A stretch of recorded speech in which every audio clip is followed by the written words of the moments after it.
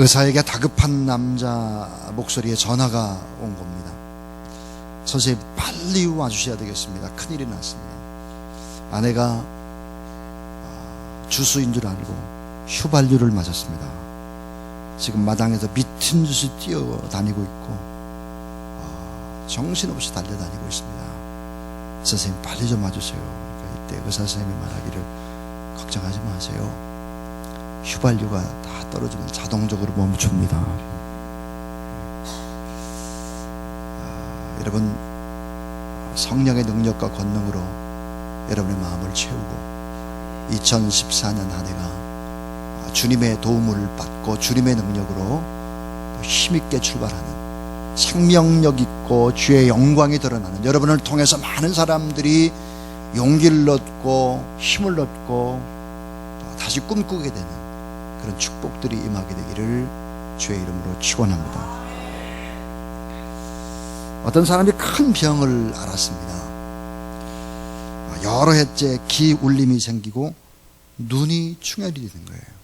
그리고 말을 하면 얼굴이 갑자기 붉어지는 증세가 계속이 되었습니다. 그래서 그 병을 고치기 위해서 3년 동안이나 병원을 다녔는데 모든 의사들은 진단 이렇게 했습니다. 고혈압 그리고 편도선이라고 짐작을 할 뿐 병에 대한 근본 치료가 잘 되지 않고 있었습니다. 결국 어떤 한 의사가 이렇게 선고를 내렸습니다. 당신은 앞으로 수명이 6개월밖에 남지 않았습니다. 먹고 싶은 거 실컷 먹고 여행하고 싶은데 다 다니고 그리고 입고 싶은 옷도 실컷 입고 마음대로 하십시오. 이 사람은 평소에 좋은 양복을 입는 것을 마음의 소원으로 생각을 했답니다. 그래서 서울에서 이제 제일 좋은 명동 양복점으로 가가지고 양복 세 벌하고 와이셔츠 또 이 세 벌을 맞춘 거예요.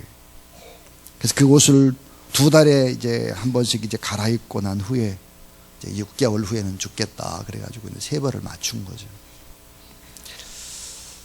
그래서 양복에 가가지고 재단사에게 이제 맞추려고 이렇게 할 때 재단사가 선생님의 목의 크기가 105입니다. 이 말을 듣고 이 사람이 깜짝 놀라는 거예요. 아니에요. 저는 105가 아니라 20살 때부터 95였습니다. 사이즈가. 재단사가 고개를 이제 갸우뚱하고 다시 재봤더니 105예요. 선생님의 목의 수치는 105가 확실합니다. 틀림이 없습니다. 그래서 이 사람은 계속 우기는 거예요. 여보시오, 내 목에 이 수치가 95요, 95. 계속해서 지금까지 95 사이즈를 입고 이렇게 살아봤는데 왜 105라는 거야? 자꾸 우기니까 대단사가 화를 내면서 이렇게 말했습니다. 여보시오, 당신이 고집을 부리면서 95 와이셔츠를 계속 입고 다니게 되면 귀에 울림이 생기고 눈이 충혈될 것이고 조금만 말을 해도 얼굴이 빨개질 것이니 그리하시오. 절대 나에게 불평하지 마시오. 알았어? 여기서 이분은 자기의 병의 원인을 알았다고 합니다. 105 사이즈를 입어야 되는데 95 사이즈를 입은 거예요. 계속 목을 쪼리고 다니니까 혈압이 높아지고 얼굴이 붉어지고 맞지 않는 옷을 입은 것입니다. 그리고 95가 자기 사이즈라고 고집을 부린 거예요. 여러분, 우리 인생도 마찬가지라고 생각이 들어요. 내가 판단한 나의 기준, 나는 95야. 실제는 105인데. 여러분, 자기가 기준인 자, 어리석은 자라고 성경은 얘기하고 있습니다. 그래서 이 어리석은 자가 누굴까? 자기의 노력으로 인생을 살려고 하는 자, 자기의 힘으로 인생을 개척해 보려고 하는 어리석은 자, 자기가 기준인 자, 이런 사람은 참 많은 고생을 하게 되는 것이죠. 여러분, 여러분의 힘이 아닌 하나님의 도움으로 정말 여러분의 인생을 내가 개척하는 것이 아니라 하나님의 도움을 받고 정말 하나님의 인도함 받는 귀하고 복된 2014년 한 해가 될 수 있기를 주의 이름으로 축원합니다. 자, 예배를 아주 가장 쉽게 세 단어로 정의해 볼 수 있습니다. 예배. 그 뭘까? 따라하세요. 만남, 반응, 삶. 자, 만나고 반응하고 사는 것이다. 만남, 반응, 삶이 바로 예배인데, 자, 예배는 왜 그렇게 귀할까? 그것은 바로 사람과의 만남이 아니라 하나님과의 만남이기 때문입니다. 여러분, 만남은 너무 귀합니다. 사람과 사람 사이의 만남도 여러분 운명이 결정되어진다고 하면, 하나님과의 만남이라고 하면 이 만남 속에 인생의 운명과 가치관과 그런 앞으로 나아갈 모든 방향들이 이 하나님과의 만남을 통해서 결정되어지기 때문에 예배는 너무나 중요한 것입니다. 하나님과의 만남이기 때문에 그래요. 어떤 사람을 만나도 엄청난 영향을 받는데, 하나님을 만나면 얼마나 많은 영향을 받을까 하는 걸 생각하셔야 합니다. 또 하나는, 예배는 하나님의 임재에 대한 반응입니다. 반응. 자, 여러분, 이 하나님 임재에 대한 반응이기 때문에 무엇이 나타나냐? 영향력이 나타나는 거예요. 영향력. 자, 여러분, 예배는 하나님의 은총에 대한 인격적인 삶의 응답입니다. 따라하세요. 인격적인 삶의 응답. 여러분, 하나님의 은총에 대한 인격적인 삶의 응답이기 때문에 변하는 거예요. 사람이 바뀌는 거죠. 변화의 기적. 예배는 바로 이런 것입니다. 예배를 통해서 인간의 운명이 바뀝니다. 예배에 반응을 하게 되면 엄청난 영향력이 나타나는 것입니다. 여러분, 이 예배는 인격적으로 삶에 응답하는 것이기 때문에 사람이 바뀔 수밖에 없는 것이죠. 하나님 앞에 여러분, 예배에 성공하는, 예배가 모든 것들의 해답이고 예배의 성공이 여러분의 삶의 성공이 된다. 이 말씀을 붙잡고 살아가는 그런 여러분 될 수 있기를 바랍니다. 오늘 본문의 말씀은 여러분 이미 수없이 잘 알고 있는 말씀입니다. 사마리아 여인과 예수 그리스도의 만남을 다루고 있습니다. 그런데 이 만남은 여러분 한낮에 물들어오는 부끄러운 삶의 여인과의 만남입니다. 그때 마침 우물가에서 예수 그리스도를 만나서 대화를 나누지요. 요한복음 4장 13절에 보니까 예수께서 대답하여 가라사대 이 물을 먹는 자마다 다시 목마르려니와 내가 주는 물을 먹는 자는 영원히 목마르지 아니하리니 나의 주는 물은 그 속에서 영생하도록 솟아나는 샘물이 되리라. 이때 바로 이 사마리아 여인의 반응이 어땠나 하는 거예요. 자, 여자가 가로되 주여 이런 물을 내게 주사 목마르지 않고 또 여기 물길로 오지도 않게 하소서 그랬습니다. 주님의 말씀은 놀랍게도 그 여인의 과거와 그 여인의 삶을 꿰뚫어 보기 시작을 한 것입니다. 여러분, 우리는 잘 모릅니다. 우리의 삶을 사람들은 잘 모릅니다. 그러나 하나님은 여러분의 삶을 다 보고 알고 꿰뚫고 계십니다. 사마리아 이 여인과의 대화 속에서 우리 주님은 인간의 근본적인 문제가 예배에 있다는 사실들을 말씀합니다. 인간의 목마름과 인간의 갈증과 인간의 모든 근원의 문제는 뭘까? 하나님과의 만남이 있느냐 하는 거예요. 그 만남 속에서 응답이 있느냐 하는 것입니다. 자, 돈이 있다고 해결되지 않고요. 환경을 바꿔도 해결되지 않는다. 왜 인간은 계속해서 불행하고 염려와 근심과 두려움 속에 인생을 살아갈 수밖에 없는가? 그 사마리아 여인의 고통의 문제, 무슨 문제일까 하는 거예요. 따라하세요. 예배의 대상이 잘못되었기 때문이다. 여러분, 예배의 대상이 잘못되어지면 인생은 근본적으로 불행합니다. 여러분, 사마리아 여인 예배의 대상이 바로 남편이었죠. 남편이었습니다. 사람이었어요. 예배의 대상이 사람이면 안 되는 거예요. 자, 첫 번째 남편을 예배의 대상으로, 경배의 대상으로 삼았을 때 결코 행복할 수 없었다. 그래서 어때요? 남편을 계속 바꾸는 거죠. 남편을 바꿨다라는 것은 무엇을 의미할까? 따라하세요. 행복이라는 것은 환경을 바꾼다고 행복해지지 않는다. 자, 여러분, 환경을 계속해서 바꾸면 행복해질 것 같은데 실제 바꾸면 어때요? 행복해지질 않아요. 자, 여러분, 돈이 많은 남편이 있었습니다. 결국은 처음에는 좋았는데 행복해질 수가 없었죠. 이 부유한 환경 속에 더 큰 허무와 절망을 만난 것이죠. 그래서 또 남편을 바꾼 거예요. 이번엔 똑똑한 남편을 만났죠. 돈 많은 남편 얘기했고, 그 다음에 보니까 똑똑한 남편 얘기했는데, 이 똑똑한 남편을 만나다 보니까 사변적인 지식은 많이 가지고 있어요. 근데 보니까 진리가 없는 거죠. 힘과 행복과 평강보다는 더 큰 갈등과 고통 속에 살아가는 것입니다. 사람을 분석은 잘해요. 그러나 사람이 바뀌어지지는 않는 것이죠. 자, 명예와 권세의 위치에 있는 남편을 만납니다. 자, 힘과 권력 있는 자가 처음에는 좋아요. 근데 권모 수수 때문에 결국은 또 고통을 받게 되죠. 잘생긴 남편, 잘 노는 남편 계속해서 바꿨어요. 남편을 5번 바꿔봤는데도 행복이 없어요. 지금 6번째 사는데 행복이 없다 하는 것이 오늘 본문이에요. 자, 사마리아 여인이 왜 이렇게 불행했나? 예배의 대상이 잘못되었기 때문이고, 환경을 바꾼다고 행복이 찾아오지 못하는데 행복을 얻기 위해서 환경만 바꾸는 거예요. 어리석은 것이죠. 그래서 이 삶의 근본적인 문제는 바로 영적인 문제다 하는 것이죠. 따라서 결국은 예배의 문제다.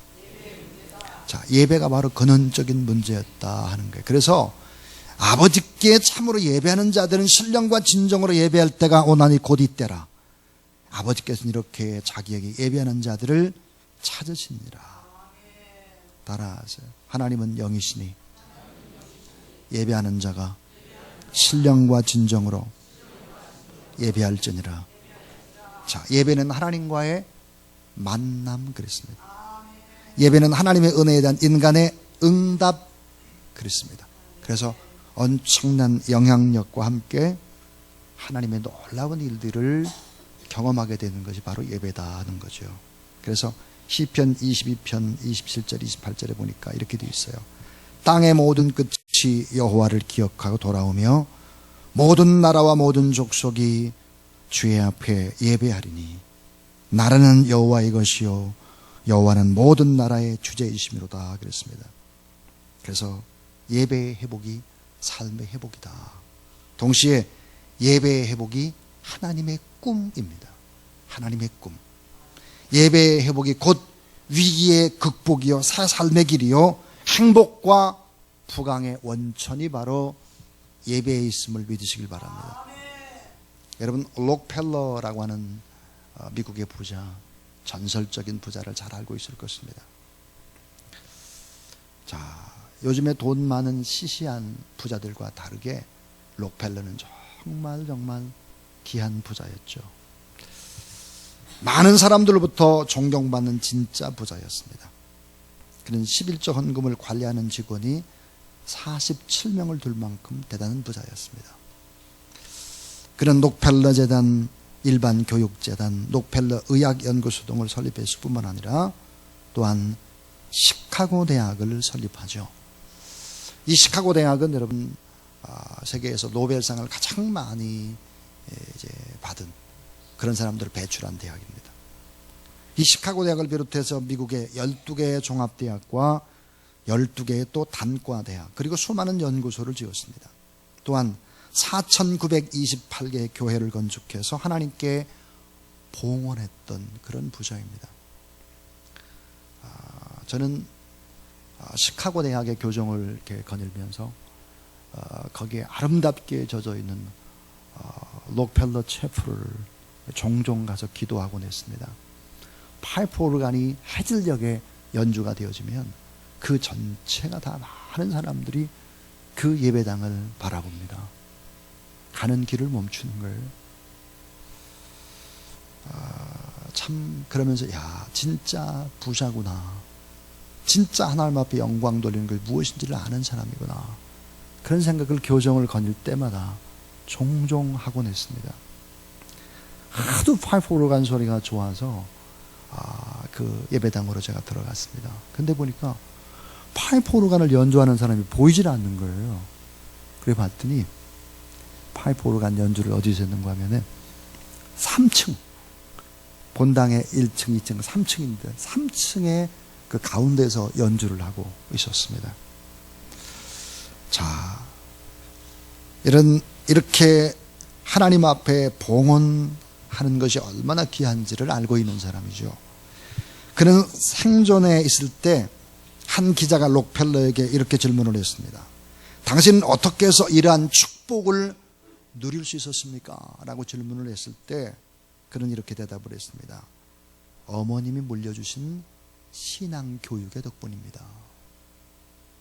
자, 어머님이 물려주신 신앙교육의 덕분이다 그랬어요. 그리고 그는 어머님이 남겨주신 10가지 신앙의 유산을 기자에게 소개를 해줬습니다. 자, 록펠러가 어머니로부터 받은 영적인 유산, 그 교육은 바로 10가지 삶의 원칙이 된 것입니다. 그 삶의 원칙 10가지는 뭘까? 이런 거였습니다. 첫 번째는 하나님을 친아버지 이상으로 섬기어라. 친아버지보다 더 중요한 공급자는 바로 하나님이시다. 이게 첫 번째예요. 하나님이 여러분의 공급자가 되신 걸 잊지 않고 2014년 살아갈 수 있기를 바랍니다. 그 다음에 이 록펠러가 어머니로 받은 영적인 유산 두 번째가 뭐냐면 목사님을 하나님 다음으로 섬기어라. 목사님과 좋은 관계 속에서 하나님의 말씀을 듣고 따르는 것이 축복된 길이다를 늘 가리킨 것입니다. 참 중요한 이야기라고 생각이 듭니다. 여러분을 위해서 축복하고 기도하고 여러분의 삶을 끌어안는 사람이 바로 목회자인 것이죠. 그러니까 그 목회자와의 좋은 관계를 맺는 것은 이건 너무 중요한 일입니다. 저는 저희 아들 목사에게 늘 그런 얘기를 합니다. 네가 조금이라도 잘 되는 일이 있다면 그것은 바로 주사랑교회 성도들의 기도 때문이다. 이 주사랑교회는 너의 고향과 같은 교회이다. 그런 얘기를 자주 하곤 하죠. 그 다음에 이제 세 번째 이 영적 유산이 뭘까? 주일 예배는 본 교회에서 드려라. 하나님의 자녀로서 자신이 섬긴 교회에 충성해야 한다는 것입니다. 왜냐? 여러분, 교회는 건물이 아닙니다. 정말 건물이 아니에요. 교회는 유기체고 생명체죠. 교회는 주님의 몸입니다. 그렇죠? 이 교회를 소중히 여길 수 있어야 된다. 그럼 네 번째는 내 오른쪽 호주머니를 11조 호주머니가 되게 하라.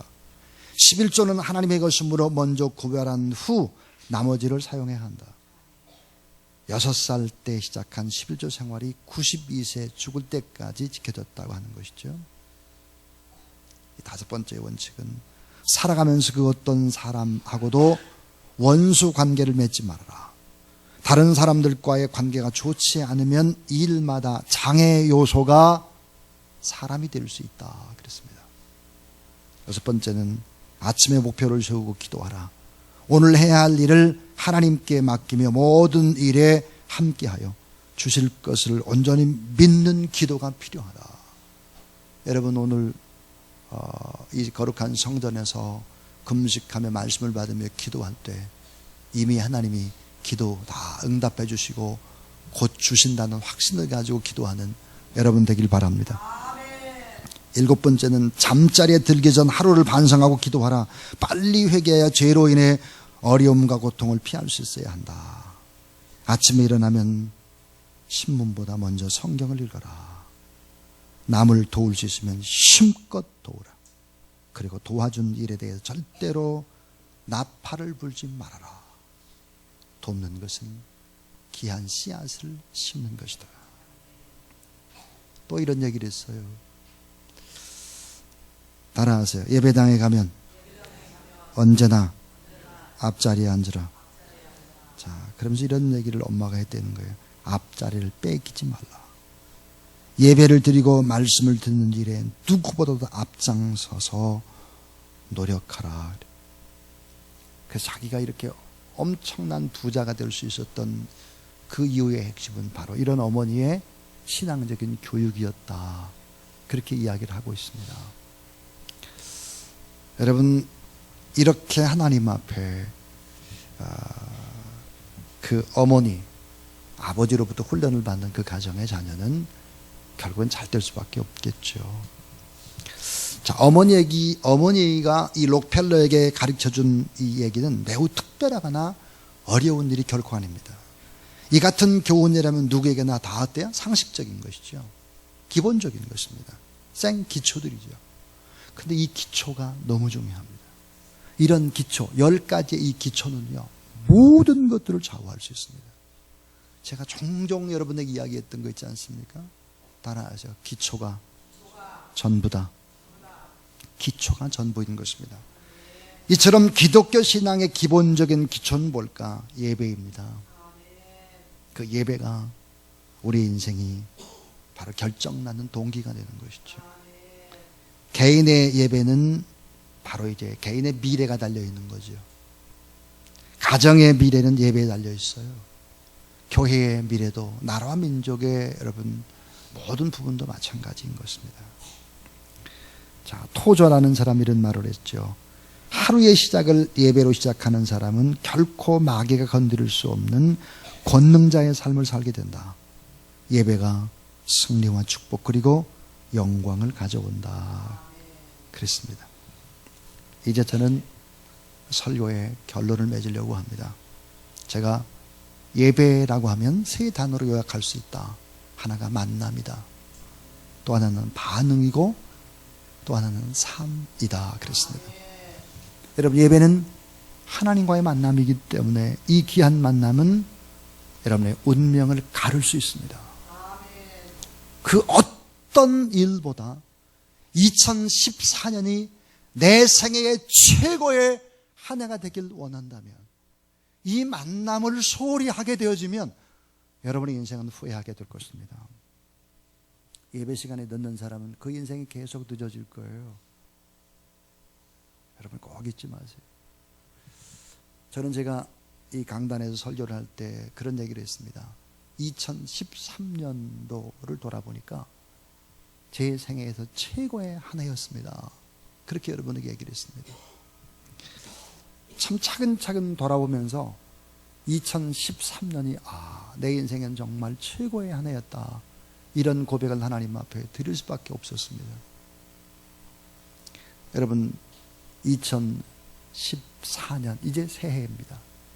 여러분의 인생에 정말 최고의 한 해였다는 이런 고백이 2013년보다는 더 최고의 한 해였다는 위대한 고백이 여러분에게 있게 되길 주의 이름으로 축원합니다. 예배는 하나님의 임재에 대한 반응인 것입니다. 여러분, 어떻게 반응하느냐에 따라서 영향력은 커지기만 하는 것이죠. 자, 귀한 분을 만났어요. 여러분 어떻게 반응할 것입니까? 이 반응은 영향력이에요. 예배는 하나님의 은총에 대한 인격과 삶으로 드리는 응답이기 때문에 기적과 아름다운 변화를 창출할 수밖에 없습니다. 왜 이렇게 예배는 기적이고 예배가 삶의 해답이 될까 하는 거예요. 그 결론은 이것입니다. 따라하세요. 예배는 재창조의 시작이다. 예배는 뭘까요? 성경이 계속해서 강조하는 것은 뭘까? 예배는 재창조를 가능하게 하는 것이 예배다. 예배는 시작이고 새로운 시작이고 사창조고 그거는 제2의 창조와 같은 것이 예배다 하는 거예요. 자, 노아가 번제로 단을 드렸더니 그랬습니다. 창세기 8장 20절에 보니까 노아가 번제로 단을 드렸다. 하나님 앞에 예배 드렸어요. 이때의 상황이 어떤가를 봐야 합니다. 방주에 나와서 노아의 가족들이 본 세상, 어떤 세상이었을까요? 수해 현상이죠. 홍수가 핥히고 간 현장, 수마의 현장은 처참 그 자체였습니다. 산등성의 나무가 다 뽑혀나갔겠죠. 걸어다닐 수가 없습니다. 곳곳에 짐승이 죽어서 다 썩어서 악취가 납니다. 식수가 고갈이 됐어요. 여러분, 이런 상황이라면 맨 먼저 해야 될 일이 무슨 일일까요? 자, 첫 번째는 해야 될 일, 수해 현장에서 가장 먼저 해야 될 일이 뭐였을까 하는 거예요. 노아는 알았습니다. 새로운 삶의 시작이 예배해야 된다는 걸 알았어요. 하나님을 찬양하고 하나님 앞에 기도하고 번제를 드리고 헌신을 다짐하고 하늘의 하나님 앞에 두 손을 들고 자기 인생을 맡기는 것이 맨 처음에 해야 될 일이었습니다. 노아에게 예배는 모든 삶의 시작이었죠. 의식주의 해결보다 더 중요한 것이 예배였습니다. 생수를 찾는 것보다 더 중요한 것은 예배였습니다. 거찰, 움막집을 짓는 것보다 더 우선했던 것은 예배였습니다. 자, 노아는 홍수의 사건 속에서 생생하게 경험한 것, 뼈에 박히고 가슴 절절히 맺혀지는 진리, 그건 뭐였을까? 예배였습니다.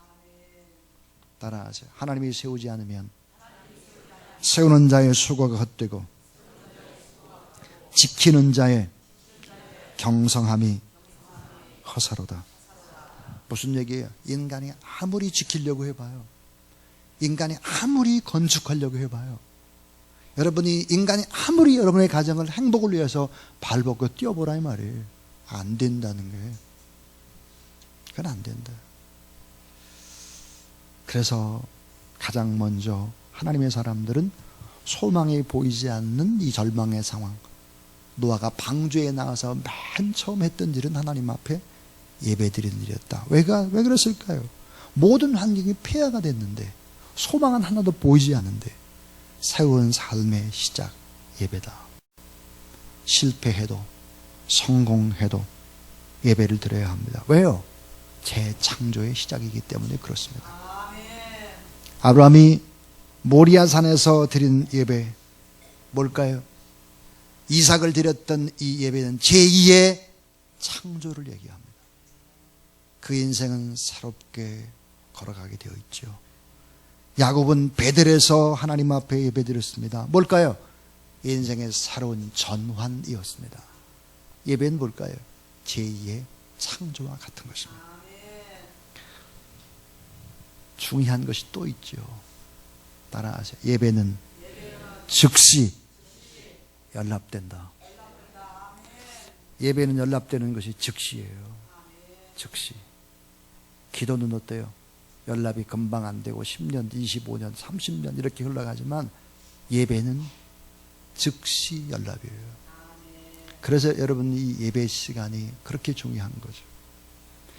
기도의 응답은 시간이 걸릴 때 많지만 우리가 드리는 예배, 오늘 지금 이 시간에 받느냐 안 받느냐가 결판 나는 게 바로 오늘 이 자리예요.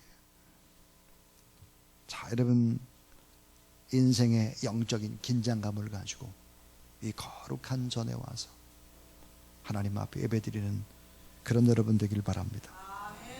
모세가 드린 예배, 아브라함이 모리아의 산에서 드린 예배, 또 노아가 드린 예배는 다 즉시 연락되었습니다. 왜 예배가 중요할까요? 따라하세요. 예배자에게 좋은 것을 예배해 놓았기 때문입니다. 하나님은 언제나 예배드리는 자리에서 뭘 하시는지 아십니까? 예배드리는 자리에 치료가 일어나고 예배드리는 자리에 영감을 주는 거예요.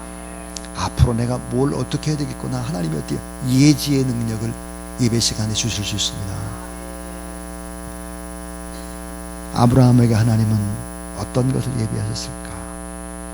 아들 이삭을 준비시켜 줬는데 이 아들 이삭을 번제로 드릴 때 순양을 준비시켰죠.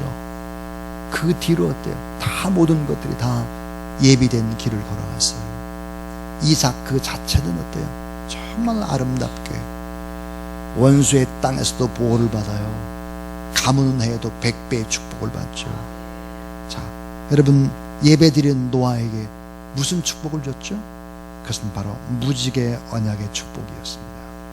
결국은 좋은 것들을 예비하신 이 축복, 서두에서 이야기했던 여러분 수라성의 여인, 그 가나안 여인의 인생은 완전히 바꿔진 것입니다. 2014년 새해가 시작이 되었습니다.